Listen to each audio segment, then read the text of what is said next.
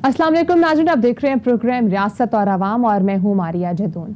नाज़रीन, जैसे जैसे अफगानिस्तान में हालात खराब होते नजर आ रहे हैं, वैसे वैसे पाकिस्तान दुश्मन अनासिर यके बाद दीगरे पाकिस्तान के खिलाफ नए नए महाज खोल रहे हैं। गुज़श्ता दिनों अफगान सफीर की बेटी की मुबैना अगवा का मामला सामने आता है।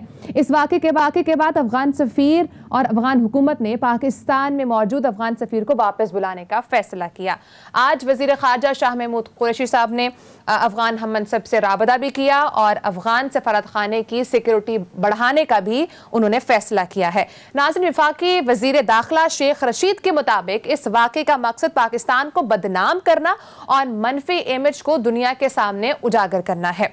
दूसरी जानिब पाकिस्तान के खिलाफ भारत भी खुलकर सामने आ चुका है। कल भारतीय वज़ीर ख़ारजा जयशंकर ने बड़ा एतराफ़ किया है और कहा है कि हमने पाकिस्तान को फेटफ की ग्रे लिस्ट में रखवाया है।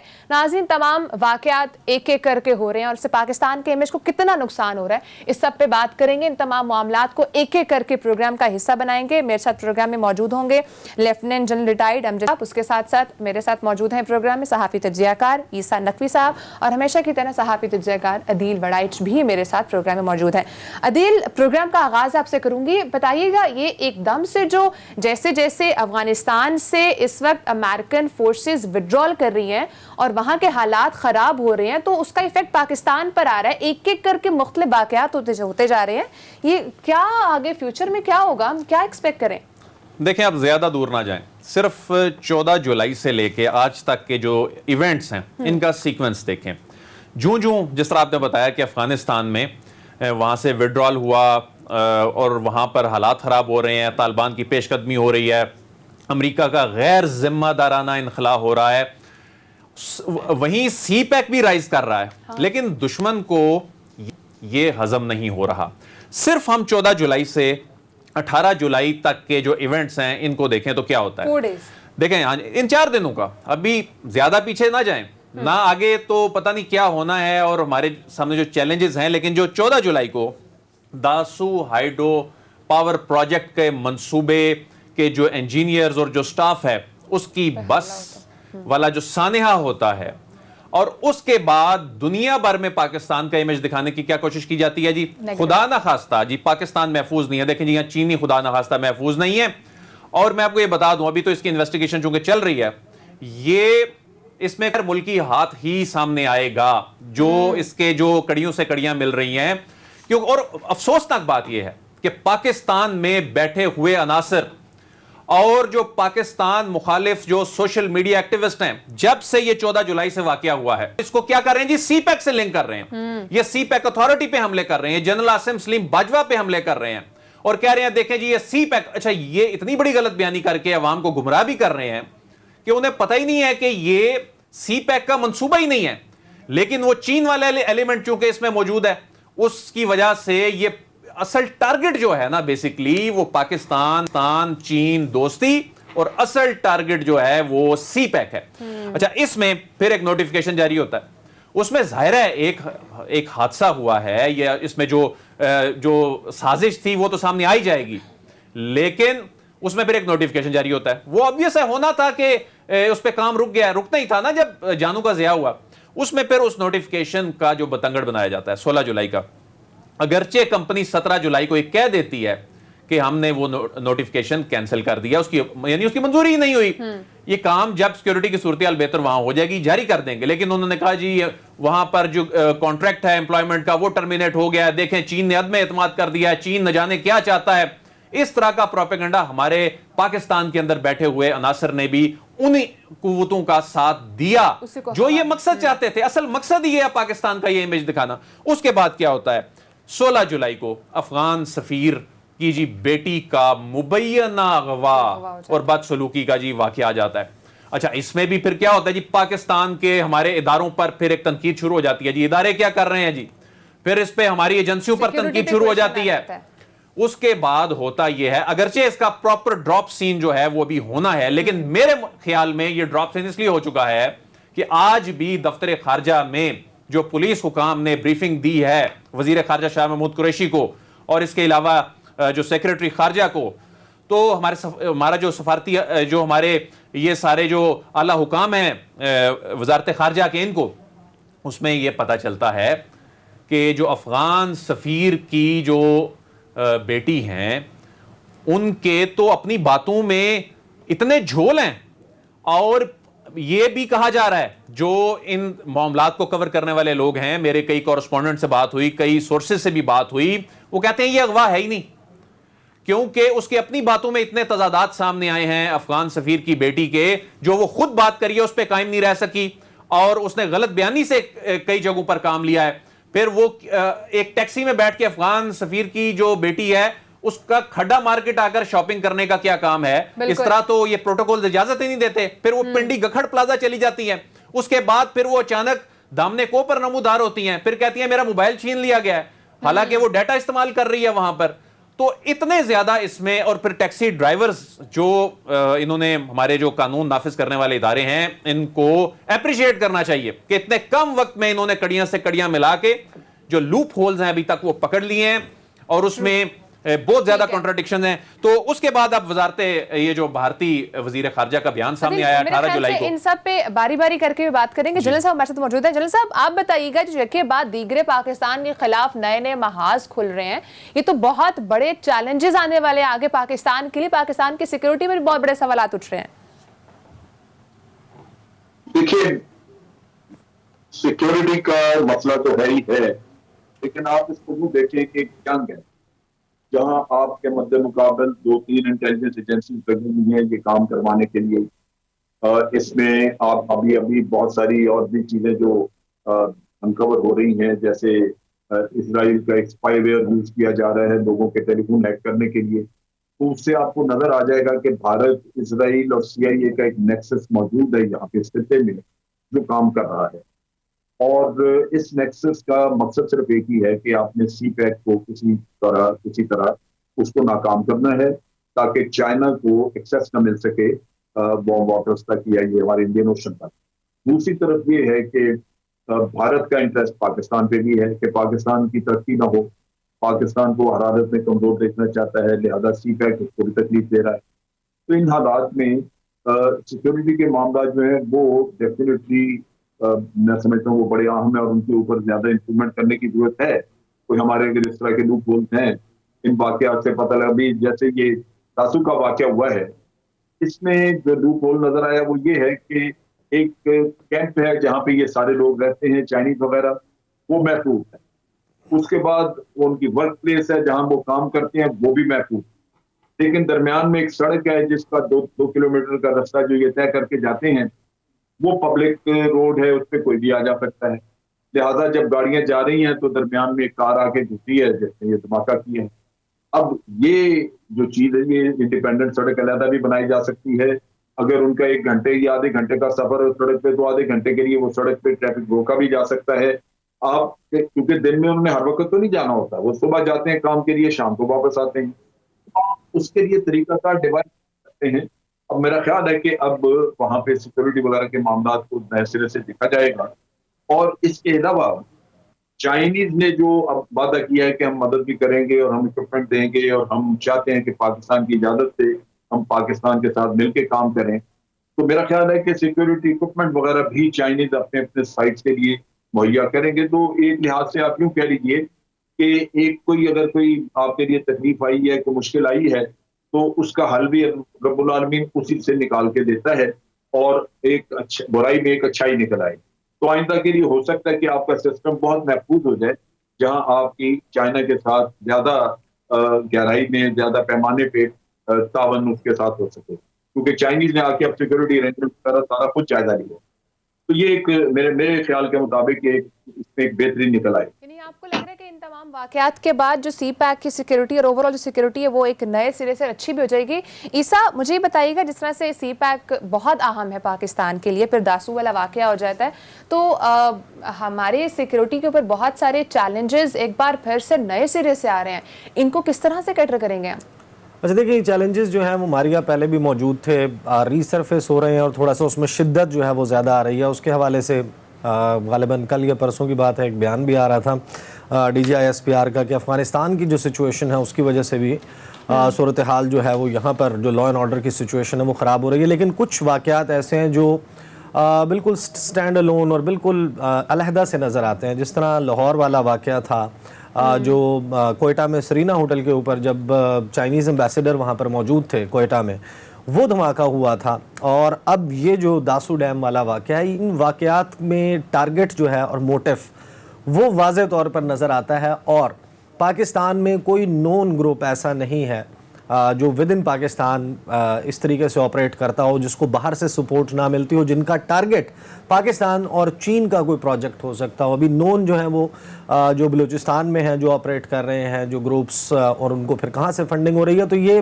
वाज़े तौर पर इसमें टारगेट जो है वो पाकिस्तान, ओवरऑल एक पाकिस्तान का इमेज भी है कि पाकिस्तान सेफ़ है या नहीं है, पाकिस्तान एक अच्छी टूरिस्ट डेस्टिनेशन है या नहीं, पाकिस्तान में लॉ एंड ऑर्डर इस काबिल है कि नहीं कि जो फॉरेन इन्वेस्टर है वो पाकिस्तान में आकर ऑपरेट करे, यहाँ पर सरमाया कारी करे, मुख्तलिफ ममालिक यहाँ पर प्रोजेक्ट्स में इन्वेस्ट करें। और फिर इनडायरेक्टली इसका जो टारगेट जो है वो मुख्तलिफ मकासद हैं, लेकिन चाइना और पाकिस्तान की दोस्ती और उसमें कौन से ममालिक हैं जो ओपनली अपोज करते हैं बेल्ट एंड रोड इनिशिएटिव को, कौन openly China Pakistan economic corridor को जो है वो अपोज करता है। भारत है उसमें अमेरिका है, उसमें जो G7 ममालिक ने एलामिया दिया था कार्बिस बे से, अभी 12 जून को सामने आया था। उसके बाद जो नेटो का एलामिया उससे 2 रोज़ के बाद ब्रसल्स से सामने आया, वो वाज़े तौर पर वो ममालिक मौजूद हैं जो चीन और चीन के इत्तेहादी ममालिक के ख़िलाफ़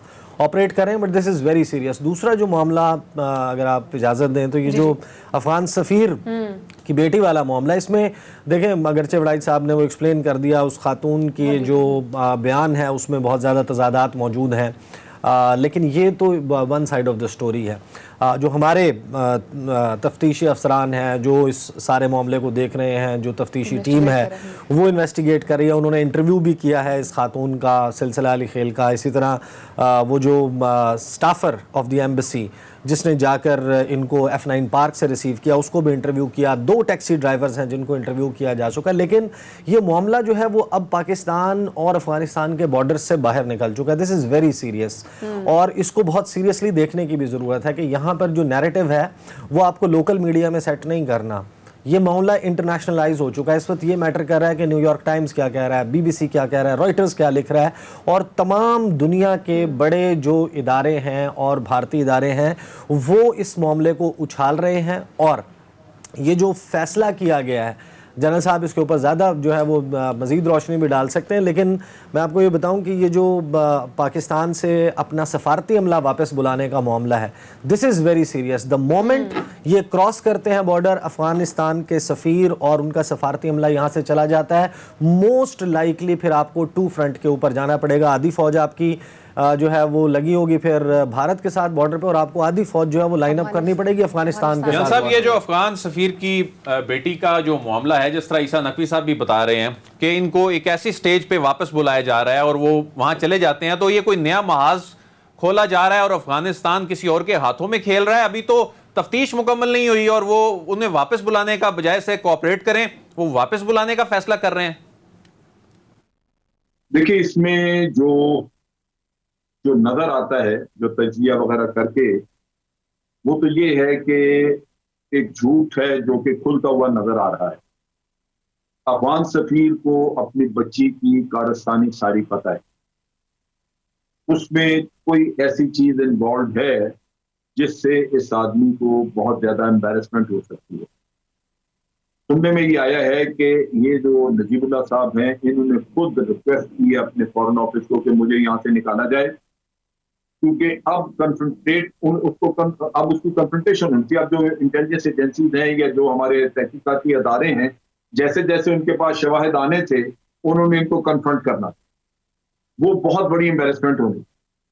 क्योंकि ये मामला, एक चीज तो बड़ी वाज़ेह है कि अब अभी ये इंसा साहब बात कर रहे थे कि 2 टैक्सी वाले नहीं, 4 टैक्सी वाले अभी हुकूमत के पास हैं, और 4 टैक्सी वालों ने इस बात को कंफर्म किया है। एक तो उन्होंने सारा बता दिया कि कहां कहां से उन्होंने पिक किया, दूसरा ये भी उन्होंने बता दिया है कि कोई गाड़ी में नहीं चढ़ा, किसी ने नहीं मारा, कोई ऐसी बात नहीं। इसका मतलब है मारा तो है उसके कुछ चोट लगी जिसकी वजह से उसको घर में आके ये कहानी बतानी पड़ी, और वो जो मारा है वो किसी और जगह, और वो टैक्सियों में नहीं, वो जब आप कहीं गालिबन मनाल या किसी और जगह पे हुआ है।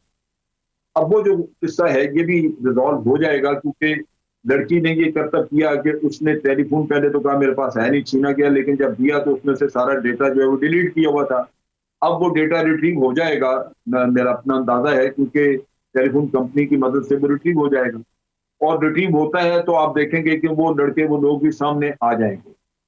इसके लिए मेरा अपना शक है कि जो जिनके साथ ये रास्ते में थी जो मिले वो गालिबन अफगान रेफ्यूजी लड़के हैं। तो इस वजह से ये मामला खोलना थोड़ा सा मुश्किल होगा, लेकिन खुल जाएगा। और अफगान एम्बेसडर एम्बेरसमेंट से बचने के लिए यहाँ से भाग निकले, वरना तो उसको तावन करना चाहिए था। लेकिन साहब ये तो कोई बड़ा डिजाइन नजर आ रहा है, ये कोई जाती मामले से ज्यादा तो जिस तरह इसको पोर्ट्रे किया जा रहा है और जिस तरह अफगानिस्तान इसको पर रिस्पॉन्ड कर रहा है, ये तो ऐसे लग रहा है कि कोई पाकिस्तान के खिलाफ कोई साजिश हो रही है। और हमारे वजीर दाखिला जो हैं वो भी इशारा कर चुके हैं इस जानिब। बात ये है कि इस चीज को कोई भी इस्तेमाल कर सकता है। आप देखिए कि इवन तालिबान ने स्टेटमेंट दी है, सुहेल शाहीन ने, और उसने कहा कि जी हम ये बर्दाश्त नहीं कर सकते कि हमारी बहन अफगानी लड़की जो है उसके साथ तो इस तरह की बात हो। ये उसका भी बयान है। इसका एक नेचुरली ये एक इसका एक आप कह लीजिए कि एक जो पहलू हम अपनी गैरत का कहते हैं, जी गैरतमंद हैं हम लोग, ये वो एस्पेक्ट जो है वो उसमें उजागर होना शुरू हो गया। इंडिया ने जहां तक किया वो तो उन्होंने करना था। जब भी किसी के अगवा का ये कोई हो गई, ये तो लड़की है, इसका बहुत ज्यादा उछाला गया। लेकिन ये लगता ये है कि इशू पर्सनल था, लेकिन उस पर कैपिटलाइज किया, जैसे वो सामने आया उसको कैपिटलाइज किया। मेरा अपना अंदाजा है कि लड़की जब घर गई है तो उसने लाजमन, उसको पता था कि अब मैं आई हूं, चोटें भी लगी हुई हैं, तो कुछ ना कुछ, और फिर स्टाफर लेके आया वहां से, वो सारी कहानी उसने कुछ तो बतानी थी। तो उसने जब बताई तो एम्बेसडर को शुरू में तो ये फिक्र ना हुई होगी कि मेरी बच्ची अगवा हुई है, तो उन्होंने फॉरेन ऑफिस को इतला दे दी। यहाँ पे एकदम से काम शुरू हो गया और फिर हर तरफ से इसको कैपिटलाइज किया गया, इसके ऊपर इसको इस्तेमाल किया गया। लेकिन मेरा अपना अंदाजा है कि जिस तरह पाकिस्तान को इस पे रिस्पॉन्ड करना चाहिए था, 2-3 दिन जो हैं वो गुजर चुके हैं, और अभी शाह महमूद कुरैशी का इतने दिन बाद इस पर आकर इस अंदाज में चीजें सामने रखना, ठीक है तफ्तीश में भी टाइम। एक सेकंड जल साहब, कुछ कोई बात कंप्लीट करें। जल साहब आप कुछ कहना चाह रहे हैं? जी प्लीज। ये जो किस्सा है ना, ये अब इंटरनेशनलाइज हो चुका है। अब हमें एविडेंस अफगानिस्तान को देने की जरूरत नहीं है। जैसे ये कहानी खुल जाए पूरी, और मेरा ख्याल है कि इंशाल्लाह आज रात में खुल जाएगी, तो हमें जो यहाँ हमारे जो हमसाया मुल्क हैं, ईरान, ताजिकिस्तान, उज्बेकिस्तान और रशिया, चाइना, इनके एम्बेसडर्स को बुला के ब्रीफिंग देनी चाहिए, ताकि अगर आपने अफगानिस्तान को, अशरफ गनी को शेमिंग करनी है उसकी, तो फिर इनमें हो जिनमें आज उसने बैठने का करना है, जिनके जरिए अमन लाना चाहते हैं। तो ये बड़ा जरूरी होगा कि आप इसको इंटरनेशनलाइज किया जाए रीजनल लेवल। ठीक है, यहाँ पे नाज़रीन ब्रेक का टाइम है। ब्रेक के बाद इस डिस्कशन को कंटिन्यू, यहाँ पर सिर्फ पाकिस्तान के इमेज को ख़राब नहीं किया जा रहा है, बल्कि पाकिस्तान और अफगानिस्तान का जो आपस में एक रिलेशनशिप है उसको भी डिस्ट्रॉय करने की कोशिश की जा रही है। ब्रेक का टाइम है, ब्रेक के बाद यहीं से आगे कंटिन्यू करेंगे, साथ ही रहेगा।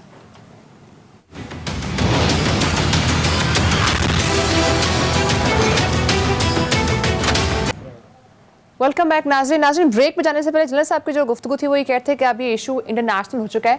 ईसा, एक तो मुझे ये बताइएगा कि ये इशू जिस तरह से अभी ऊपर रेज किया जा रहा है और उसको इतनी हवा भी दी जा रही है, आपको नहीं लगता एक तो पाकिस्तान का इमेज तो ख़राब करने की कोशिश की जा रही है, लेकिन जो पाकिस्तान अफगानिस्तान का जो रिलेशनशिप है उसको भी बहुत ज़्यादा जो है ना वो ख़राब करने की कोशिश की जा रही है? बिल्कुल इसी तरह है। और मैं आपको एक बात बताऊँ, हमारी ये मामला जो है वो अभी तो इसके एक इनिशियल स्टेज है, लेकिन इसके बहुत ज़्यादा रेपरकशंस हो सकते हैं, क्योंकि डिप्लोमेसी जो है सफारतकारी रेसिप्रोसिटी पे होती है।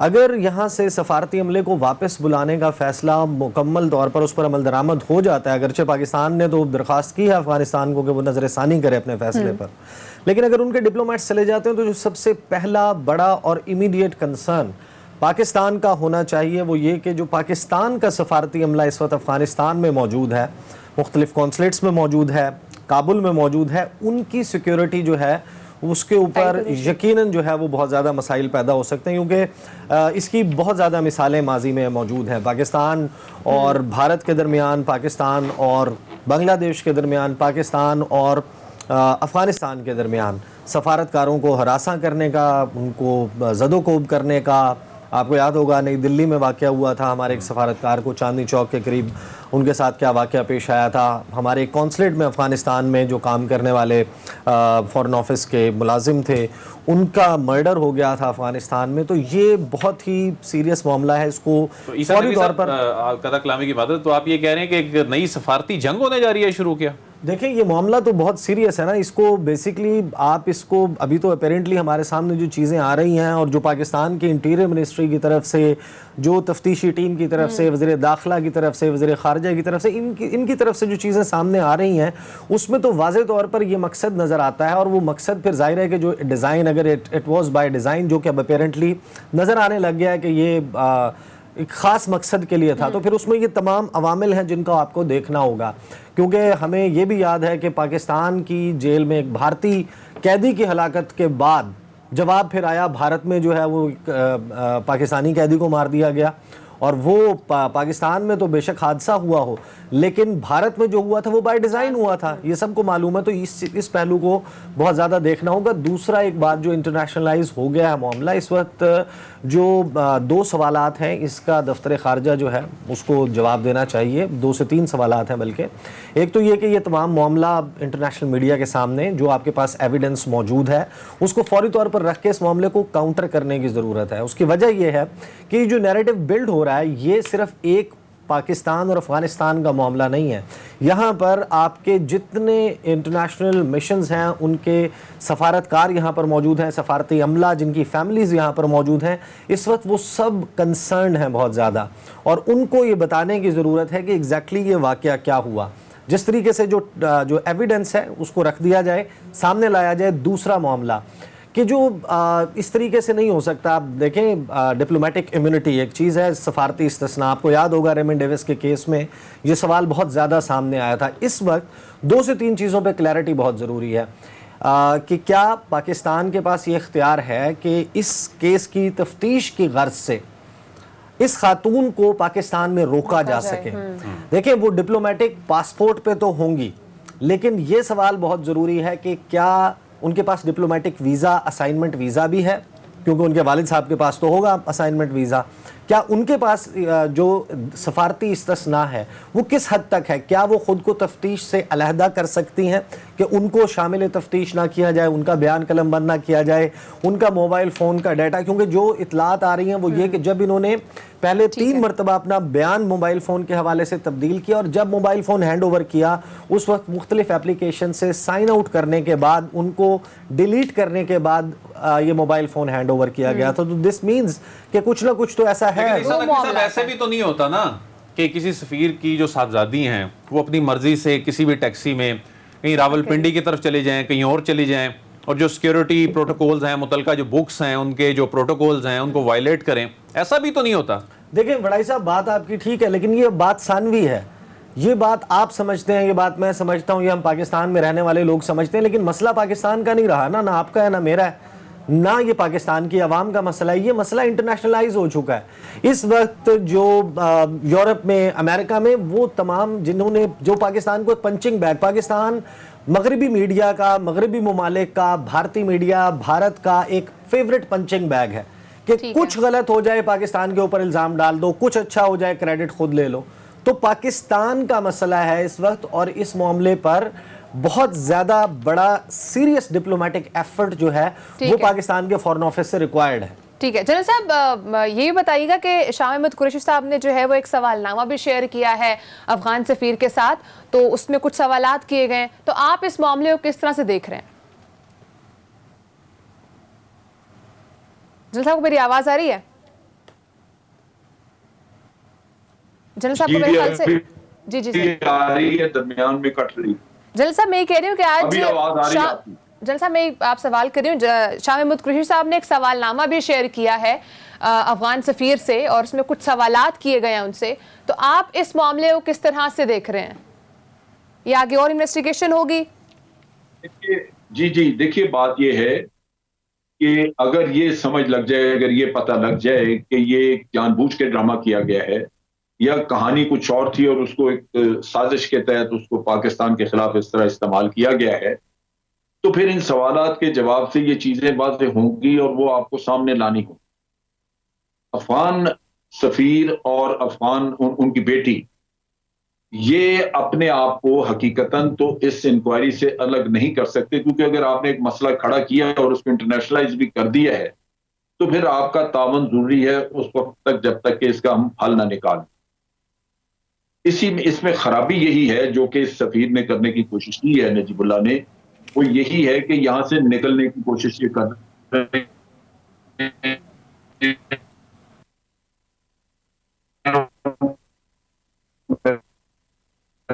तरफ जल साहब आपकी ऑडियो का थोड़ा सा मसला आ रहा है। नाज़रीन अगले टॉपिक की तरफ मूव करते हैं। भारतीय वजीर खारजा जयशंकर साहब का ये कहना है कि पाकिस्तान हमारी वजह से फाइनेंशियल एक्शन टास्क फोर्स की नजरों में है और हमारी ही कोशिश की वजह से पाकिस्तान ग्रे लिस्ट में भी रखा गया है। अदील डू मोर की गर्दान पड़ने वाला फेटफ पाकिस्तान के जो दुश्मन है उन्हीं का आलेकार बना हुआ है। देखिए, पाकिस्तान के खिलाफ जितनी भी साजिशें हो रही हैं ना, ये कोई अल्लाह का करम है कि साथ साथ एक्सपोज भी होती जा रही हैं।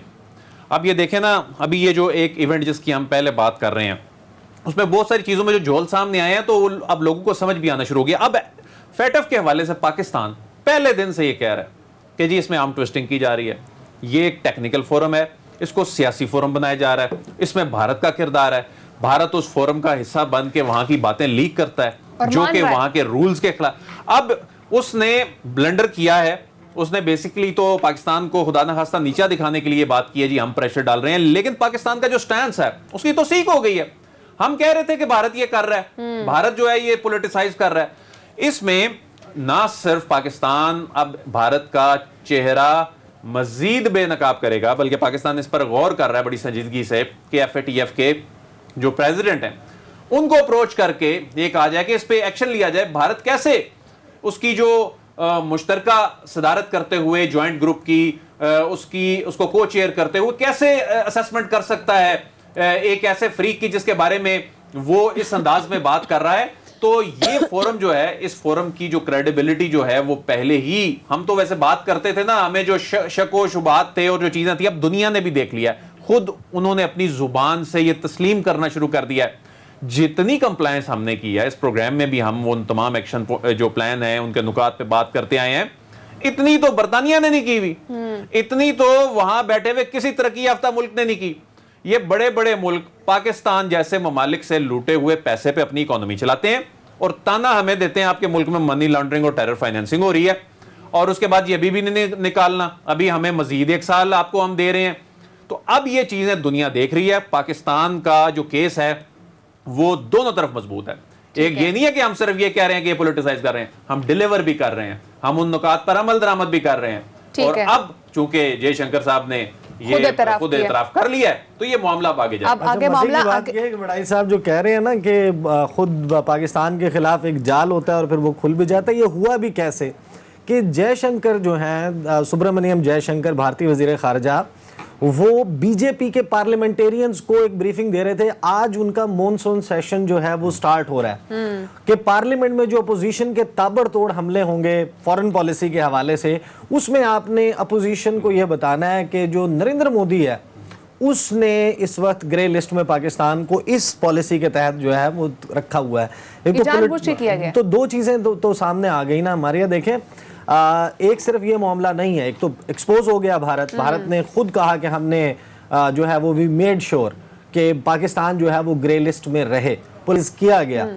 FATF के फोरम को। लेकिन साथ में एक और बड़ी डेवलपमेंट हुई है। देखें, अब ये तफसील सामने आ रही है, हर 10 साल के बाद हर मुल्क का रिव्यू होना होता है। भारत का रिव्यू हुआ था 2010 में, 2013 में उसके हवाले से कुछ जो है वो FATF की फाइंडिंग्स और चीजें सामने आई थी। भारत का जो रिव्यू था FATF में वो सितंबर 2020 में ड्यू हो चुका था। पहले इन्होंने पेंडेमिक की वजह से बहाना बनाकर इन्होंने कहा कि हम इसको 1 साल के लिए पोस्टपोन करते हैं, साल 2021 में होगा। 2021 में कहा कि अभी भी मुमकिन नहीं है, इसको 2022 में करते हैं। यानी कि भारत जिसका रिव्यू 2020 में होना था वो 2022 में रिव्यू के लिए जाएगा। फिर उनके एक ऑन साइट विजिट होगा FATF की एक कमीशन का, एक कमेटी का, उसके 10 माह के बाद रिपोर्ट आएगी और 2023 में 3 साल के डिले के साथ के भारत जो इस दौरान कवर अप कर सकता है अपनी जिस टेरर तरह फाइनेंसिंग से- के मामलात को, बिल्कुल। जो पाकिस्तान के अंदर इंस्टेबिलिटी फैलाने के लिए अफगानिस्तान में मुख्तलिफ ग्रोहों को फंडिंग की जाती रही, जिसके सबूत पाकिस्तान ने अपने डॉसियर में रखे, जिसमें पेमेंट जो है उसका रिकॉर्ड मौजूद है, जो ट्रांजैक्शन का प्रूफ मौजूद है, कौन से टेलीफोन नंबर्स यूज हुए, किस बैंक की किस ब्रांच से अफगानिस्तान में कहां पैसे ट्रांसफर किए गए और किस तरीके से वो मुख्तलिफ ग्रुप्स के मर्जर करवा के पाकिस्तान में दहशतगर्दी के लिए इस्तेमाल हुए। एक तरफ फेटफ जहां पे भारत पुट कर रहा है और दूसरी तरफ भारत का ही आलाकार बना हुआ है और एक्सेप्ट भी किया है भारत ने। जनरल साहब, आपसे एक क्वेश्चन करना चाहूंगी। अदील और ईसा की जो पूरी बात है वो सुनने के बाद ऐसे नहीं लग रहा कि फेटफ अपनी क्रेडिबिलिटी लूज कर रहा है? जनरल साहब, मैं आपसे कमेंट लेती हूँ, ब्रेक का टाइम हुआ है, ब्रेक के बाद मैं यहीं से कंटिन्यू करूंगी, आप साथ ही रहिएगा।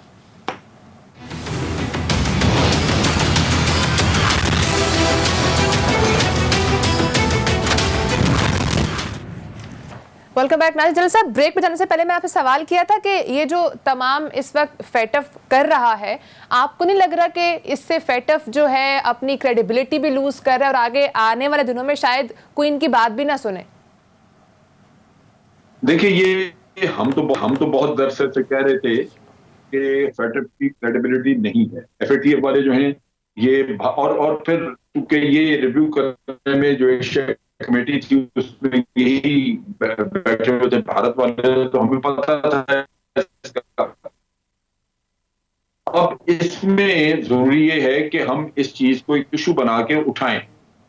अगर हम इसी तरह से चुप रहेंगे तो फिर ये बात आगे नहीं चलेगी।